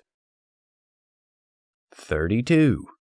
Don't treat objects like women, man. After the dude wakes up in the Malibu police chief's office, he finds that Jackie Treehorn called the cops because he was being abusive at his party. Still under the influence of the drugged cocktail, dude mumbles, "Jackie Treehorn treats objects like women, man." As we alluded to above, what sort of a Freudian slip could better sum up the fetishization and sexualization of technology during the ensuing decade and into the 2000s? Several times in the film, the dude seems like an accidental prophet. Just as he saw where our aggression was heading by dating the Czech September 11th, 1991, as he watched Bush declare war on Iraq in the opening scene, so does his limber mind intuit what's in store for the world when it comes to sex and commerce. In 1990, when the film was meant to take place, and even in 1998, when it was filmed, the world still had no idea of the degree to which people would come to treat objects like women, that is, as objects of desire. Remember that until the iMac came out in 1998, most gadgets were strictly coveted for their utilitarian economics, not for their sexy ergonomics. How's the smut business, Jobsy? These days, it's everywhere. Only the four unflinchingly ironic eyes of the Coen brothers would see that a fetish for gadgetry is a variety of porn in its own right, not just a channel for its dissemination. And that's cool. That's cool. But the dangers of techno-lust are the same as the dangers of porn. Namely, a disconnect from a more innate way of living, one which tends to make humans feel healthy and happy. 33. Keep your mind limber. The dude returns to his home to find that Jackie Treehorn had it ransacked, looking for the missing $1 million. But at long last, the dude gets his day in the sun, or moon, rather. Maud is there, waiting for him, and invites him to engage in a natural, zesty enterprise. You mean coitus? Oh yes, Mr. Lebowski. It is in the cozy, hazy, post-coital dog-day afterglow that the dude finally pieces together the mystery of the whole kidnapping case. The yin and the yang come together to make everything holy. The dude's fluid, alternately aggressive and receptive nature lent him the flexibility to get down to cases. It increases the chances of conception, though he claims that it's a strict drug regimen that keeps his mind limber enough to figure out this complex case. We know that the drugs aren't mere dope or drink. Nope, the dude is all fucked up on life, and it is the resulting limberal thinking that allows him to see the forest for the trees in a way that is impossible for everyone else in the film, addicted to sobriety as they are. 34. You're goddamn right we're living in the past. When Maud tells the dude that her father doesn't have any money of his own, and in fact has been a lifelong failure in business and everything else, the dude realizes that he has been played for a fool. There never was any fucking money. The Big Lebowski embezzled the money and gave the dude an empty suitcase to give to the kidnappers.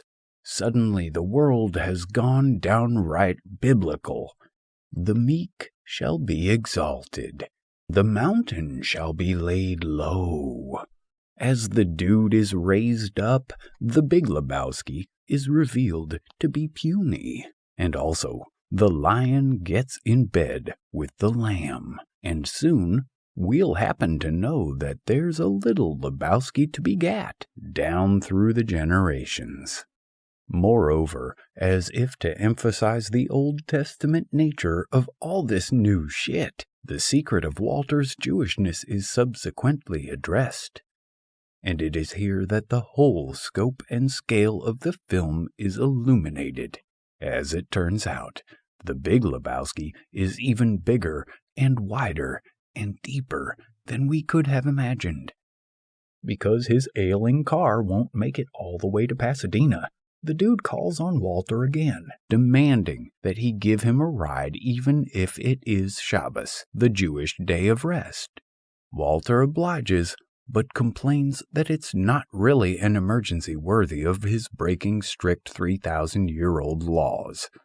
Here, the dude finally hits Walter where he is weakest, pointing out that he's not really Jewish, that he converted to please his ex-wife, and only holds on to the old religion as a way to maintain a connection with his loss.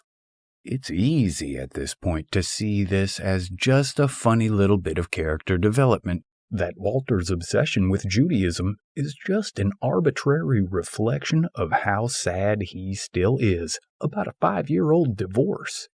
But in a movie in which the dude is dressed like a biblical Jesus and upholds the Nazarene's moral code, in which there actually is a debased character called the Jesus, in which Persian carpets, Babylonian ziggurats, Hebrew traditions, and the Canaanite landscape of Los Angeles play so prominently, it's hard not to see this not only as a means to wrap her all up, but to wrap up the last 3,000 years of beautiful tradition as well. Just as the dude is reluctant to blindly ride the wave of the future, rejecting much of the code of progress, so is he acutely aware of the crippling gravity of history. Ideology in all forms is a pernicious combination of living in the fucking past. and anxious attempts to ride the wave of the future. Like many a popular self-help guru, the dude spends most of his time living in his time and place, and borrowing only cautiously from other time zones, lest they bump him into a higher existential tax bracket. Thus, it is here that the Coen brothers provide the widest of all angles in the entire sweep of their cinematic oeuvre. In having Walter scream, 3,000 years of beautiful tradition, from Moses to Sandy Koufax. You're goddamn right I'm living in the past. The breadth of what they're imparting appears fairly staggering. It seems that, like Walter, we too are living in the past, attached to a worldview we have grown apart from. It's all part of our sick civilization thing. Aside from minor modifications, America and a large part of Western civilization still operates from an ancient mindset derived from the earliest beginnings of Western culture, one that is rather outdated and arguably maladapted for our time and place. We must ultimately move on and leave it behind if we're ever to enter the new dude age. 35. The whole concept abates. In many ways, the dude is like the original Jesus, who briefly got his day in the sun and then was buried and resurrected as someone rather different. Though there are several pretenders to the throne, the dude is the only true Jesus in the film. Donnie's sacrificial death places him high in the running, and the Jesus has the name and the Latin pedigree, but it is only the dude who embodies the reformist attitude that the church never allowed to come to full flower. While St. Paul and the Council of Nicaea refashioned the sage of the sagebrush as a god, the dude's humanistic spirit slouched down through the ages. Westward the wagons, through New Bethlehems, ultimately ending up on Venice Beach, waiting to be reborn. The dude represents a possible break with this crusty old tradition, incorporating the best of the axial age philosophy and freeing it from the fascist imperatives that our civilization perniciously added later. The whole Judeo-Christian concept abates because it doesn't adequately represent its original virtues, and as a result, it continues to throw out ringers for ringers. So what then are our biblical dirty undies? The linear, progressive notion of life and time, the necessity of justice and retribution, the need for an overarching meaning and explanation for everything, the myth of the hero, the idea of an end of history and a grand reckoning, the promise of a great reward for towing the line until then, the sense of tribal specialness, and perhaps most outdated of all, the fucking toe, the idea that we can ever arrive at a stone-chiseled theory of everything. There's more to this than our sick civilization thing, however. We're still living in the past biologically, so we have to learn to stop teasing the monkey. As an example, the dude stands out as the only character who can properly control his limbic system. Everyone else is buffeted around by their emotions, yawping like so many marmots or Pomeranians, addicted to drugs of their own production. Walter's anger, as it turns out, has very little to do with Vietnam. Every time he blows his top in the film, it comes on the heels of a mention of his ex-wife or other unfaithful women. You're entering a world of pain. Shomer Shabbos. V.I. Lenin. Walter is not angry after all. He's just down in the dumps. That's just the depression talking. The dude is radically progressive then, not in a political sense, but in an existential one. His character represents both a break with the emotional imperatives of biology and society, and with millennia-old ideology that is long past its sell-by date. Whereas everyone else is miserable and unfulfilled and lost because they think they need a direction, the dude shows us a way to be at home in the world even without a destination in mind. Like an old Taoist monk, he goes with the flow, even as he remains utterly still. After this revelation, Walter and the dude arrive in Pasadena and find that Bunny has returned to the mansion with all her toes intact. Not only was there no money, but there was never any fucking kidnapping. Everything's a travesty, man. And the no longer so Big Lebowski is unrepentant as he is revealed. He, too, is shown to be as miserable and overcompensating as Walter, sobbing on the floor, mourning a life not yet lived despite its approaching end. It is a ghost of Christmas, or a picture of Dorian Gray, or a Marty McFly moment of redemption for the dude, affirming once and for all that it is this small Lebowski who deserves our admiration. That's terrific because in most cases, we are that Lebowski. 36. Get out of this thing cheap. According to the original listed runtime of the film, 98 minutes. The movie should be over now, but there are still 20 minutes to go. Now, that's fucking interesting, man. Is there an unspoken message here? Perhaps it's to underscore the fact that the conventional part of the story should be seen as separate from what it's really all about. Back among the flock of holy bowlers, Walter is holding forth as usual, blathering about how the Gulf War is all about oil, comparing it unfavorably to the Vietnam War. Now that's fucking combat. On the heels of this statement, he and the dude and Donnie face real-life combat out in the parking lot. The nihilists still want the money, and they're prepared to fucks you up to get it. Though they will settle for pocket change, Walter adheres stubbornly to his 3,000-year-old Code of Hammurabi tradition of desert warfare rather than adopting a more flexible attitude. The dude insists, "Come on, man, we're getting out of this thing cheap." But they go to battle anyway. Walter vanquishes his enemy, but Donnie dies in the melee from a heart attack. In a war between fanaticism and nihilism, the naive pawns among us will find themselves batted around like bowling pins.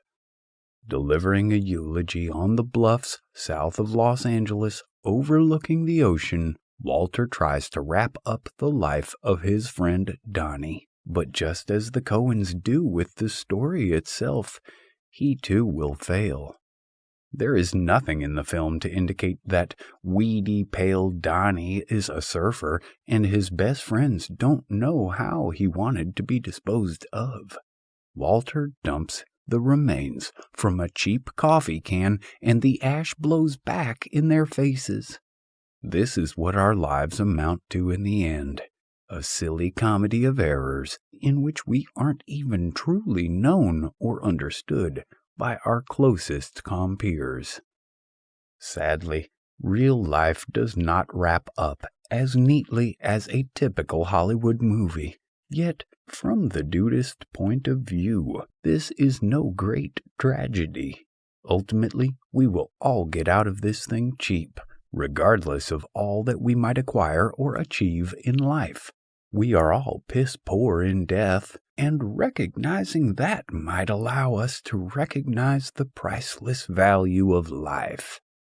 Our lives are our only true asset, and aspiring toward greatness or power or glory or gold utterly misses the point of what we're supposed to do with our seed capital, living is the end in itself.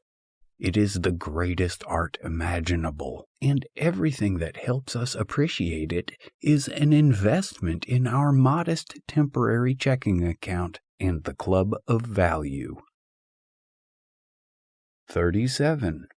Fuck it, dude. Let's go bowling. And so, having accomplished little and lost plenty, Walter says to his best pal, "Fuck it, dude. Let's go bowling." It is both a surrender and an embrace. There is no sport better suited than bowling to help visualize the nature and art of living.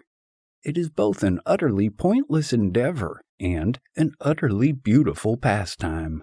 It requires no special ability or conditioning. It is profoundly social, and even a child can do it. It is this. Take something heavy and unwieldy, and set it in motion. Try to let it flow with balance and between a tension of opposites. Sit down and rest. Then stand up and try again. Woo! Mark it lazy 8, dude. That is to say, infinity. We are all of us dead in the water. 38. The dude abides. To wrap things up, or to make an attempt at least, our cowboy narrator shows up once again. We still don't know why he's there, but we like the fact that he is. He's a comforting presence. Without him, we might not have recognized how important the dude actually is. Might have laughed him off as a mere buffoon. But by placing the dude in context, priming us to understand that he's not just a man, but that he's the man for his time and place who is taking her easy for us sinners, the stranger achieves the modest task that was his charge, and he can get back on that suitably high horse, rambling further on down the trail. This, of course, is the reason mankind stubbornly adheres to the idea of religion or God, and avatars like Jesus, Krishna, and Buddha. There's something undeniably comforting in believing there's a right way to do things, something prefigured into the tapestry of the universe, the rug that ties everything together, and that there are men for their time and place that can best exemplify how we ourselves might fit right in there. Whether these beliefs are true or not, mankind is in desperate need of them. However, after 3,000 years of beautiful tradition, might it not be high time to look toward another bearded, misunderstood monk who drinks carefully from the sacred beverage of half and half? When the film's folksy narrator wishes the dude good luck, our hero says, "Well, you know, the dude abides," and the stranger takes comfort in that. But dude has already been established in the film as a non-personal noun, as a state of being, as in the dude and the undude. The dude abides, therefore, doesn't just refer to this one person in this one place at this one time, but to an eternal principle of dudeism, down through the ages, across the sands of time. It perseveres as it plays. It takes it easy for us sinners. It always has. The stranger then says, "Well, that about wraps her up." But of course, on face value, it absolutely does not. The dude doesn't get his rug back, and we don't know if he and Walter win the tournament. We don't even know for sure if Lebowski stole the money, and if he did, whether it was ever returned. So many of the strands in old dude's head are still loose, flapping in the wind like the frayed ends of a half-woven rug. But then, why should the Big Lebowski be neatly wrapped up when life itself is not? That's the way the whole darn human comedy keeps perpetuating itself. The story's ludicrous, but it's a good story, don't you think? Forget about the fucking toe. Were you listening to the dude's story? Sometimes there's a frame of reference. It's the worldview for its time and place, and that's also the dude's in the Big Lebowski. Abide by this. Dudeism's Unanimous, a 12-step program for personal dude evolution. We're not sure why personal improvement programs always require 12 steps. Nevertheless, Alcoholics Anonymous pioneered the idea of the 12-step program, and our version is inspired by theirs. Our goal is similar to theirs, but instead of trying to overcome alcohol or narcotic addiction, the Dudeism's Unanimous program is much more general, designed to help us be more dude from day to day. 1. Admit that the whole world has gone crazy.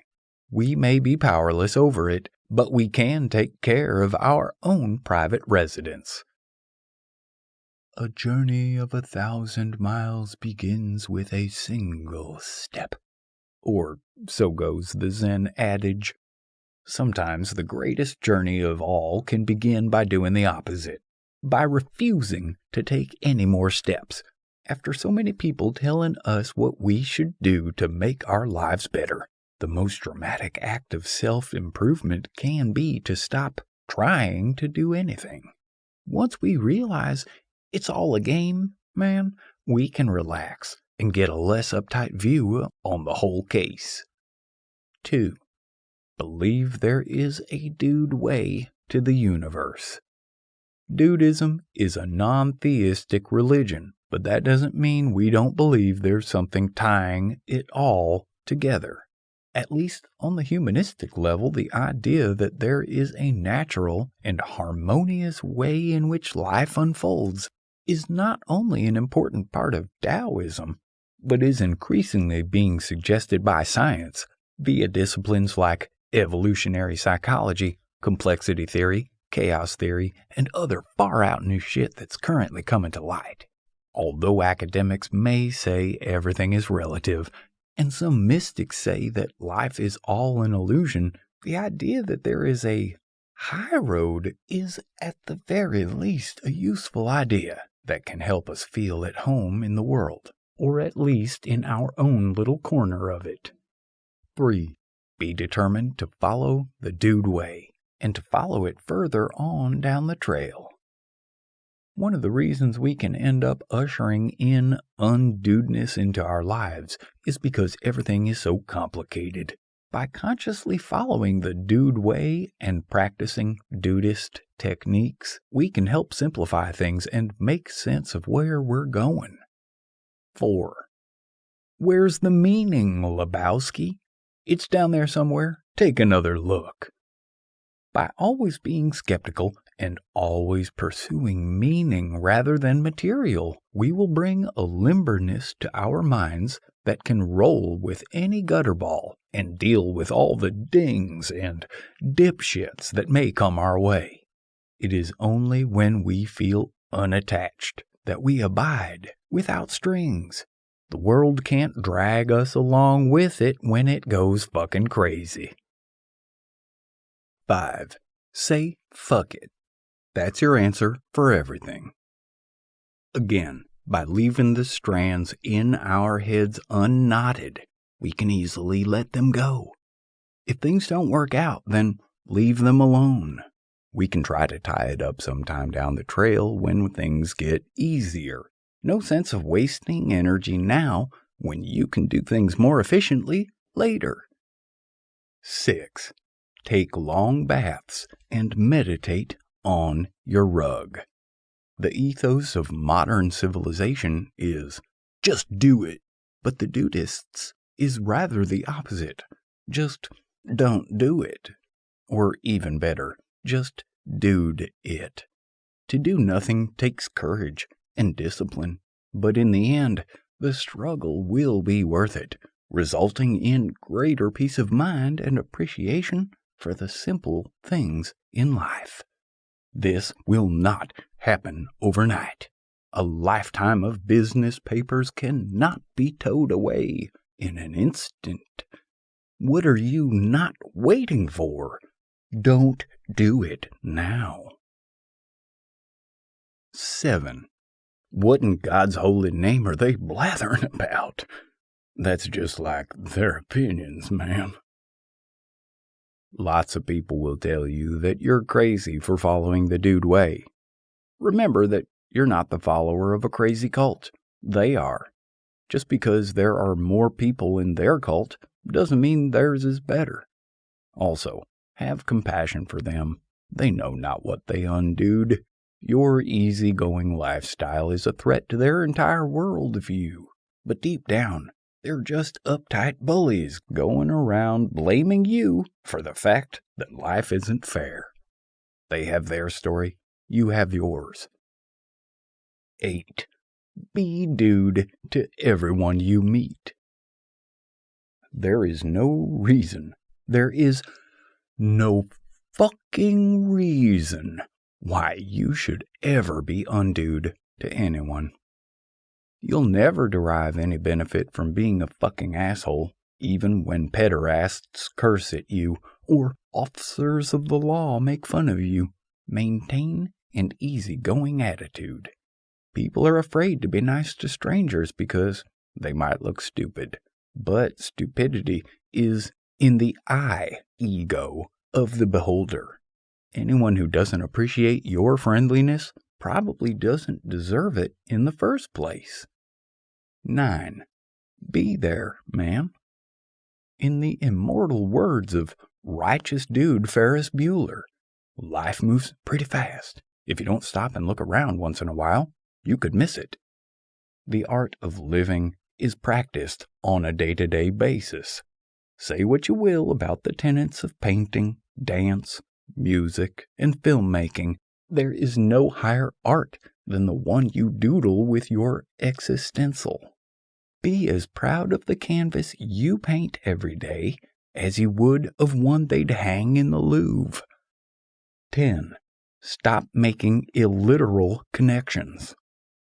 The dude minds his mind, man. That's because we are not our minds. Minds can be real worthy fucking adversaries, always making us feel bad or confused or down in the dumps, and they can trick us into thinking everything has something to do with Vietnam. Adopting a cool, rational, and detached attitude about everything can help us appreciate life, instead of being frightened by it. Hey, nice marmot. 11. Adhere to a strict drug regimen to keep your mind limber. While the dude advocates external drug use both in action and words, he means them only as a vehicle to greater understanding, not escape from the world. Though drugs have been demonized over the past few decades, we need to acknowledge that we are, in fact, on drugs all the time. Our brains are constantly injecting serotonin, dopamine, adrenaline, opiates, and other natural forms of junk into our veins and our brains. To try to moderate this via meditation, conscious behavior, and sometimes even some well-chosen external chemicals is akin to cooking. We just need to get the recipes right to avoid suffering mental health problems. Of course, drugs aren't necessary to get high. We can get all fucked up on life just by learning to see our lives as an acid flash forward. By developing the powers of our imagination through a regular, determined daydreaming, reading, thinking, and other psychedelic pursuits, we can dramatically enrich the quality of our lives. Of course, like the real reactionaries and their pharma-illogical lines in the sand, we too should differentiate these good drugs from the bad drugs upon which most of our population is heavily addicted. TV, consumerism, non-stop entertainment, violence, and status seeking. 12. Spread the dude word. The cool thing about Dudeism in general, and the Big Lebowski in particular, is that it's a great shibboleth. Shibboleth is a word from biblical times that was hard for some people to pronounce and so was used as a sort of test to see if they were actually members of your league or not. In helping to spread the dude word, you're bound to find other like-minded compeers, you know. The world can be a dark place if you don't have others around who dig your style. What's more, you might even help save borderline assholes, fascists, dipshits, real reactionaries, and human paraquat who might be looking for an excuse to stand up or lie down and join the dude movement. Cast a chill upon the world, dude, and make it feel all warm inside as a result. Hail, dude, yeah! Fucking A, man. To officially take the Duderinos' unanimous vow, please visit dudeism.com/Duderinos. We hope you enjoyed our free audiobook, The Dude Testament. The Dude Testament is the first part of our longer book, The Abide Guide. Living Like Lebowski. To learn more about Dudeism, please visit dudeism.com. That's www.dudeism.com. You can get ordained for free as a Dudeist priest, meet other Dudeists, and a whole lot more. Thanks for digging our style. Catch ya further on down the trail. Copyright 2011, Oliver Benjamin and Dwayne Utsi. Important note to readers. This book is an independent and unauthorized fan publication. No endorsement or sponsorship, by, or affiliation with, Joel and Ethan Cohen, Jeff Bridges, Gramercy Pictures, or other copyright and trademark holders is claimed or suggested. All references in this book to copyrighted or trademark characters, and other elements of the Big Lebowski, are for the purpose of commentary, criticism, analysis, and literary discussion only.